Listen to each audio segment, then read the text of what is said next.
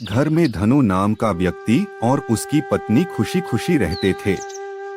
धनु की पत्नी थोड़ी लालची स्वभाव की थी, लेकिन उनके जीवन में कोई बड़ी परेशानी नहीं थी।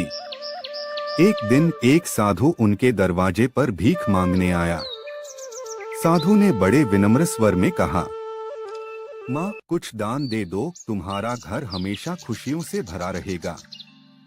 धनु की पत्नी ने साधु की ओर देखते हुए कहा, साधु बाबा, हमारे पास देने के लिए कुछ नहीं है, आप आगे बढ़ जाइए। साधु ने मुस्कुराते हुए जवाब दिया, माँ, अगर देना नहीं चाहती तो कोई बात नहीं, लेकिन लालच से दूर रहना।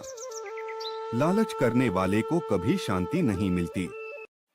साधु के ये शब्द सुनकर धनु की पत्नी को गुस्सा आ गया। उसने साधु को ताना मारते हुए कहा, तुम जैसे साधु लोग केवल दूसरों से मांगना जानते हो, खुद मेहनत क्यों नहीं करते? साधु यह सुनकर शांत भाव से बोला, माँ, मैं तुम्हारे लिए कुछ बुरा नहीं चाहता, लेकिन याद रखना, लालच का फल हमेशा बुरा होता है। भगवान तुम्हारी रक्षा करें। यह कहकर साधु वहां से चला गया। धनु ने अपनी पत्नी से कहा, तुमने साधु को इस तरह बोलकर अच्छा नहीं किया। हमें किसी से बुरा व्यवहार नहीं करना चाहिए, लेकिन उसकी पत्नी ने उसकी बात को अनसुना कर दिया।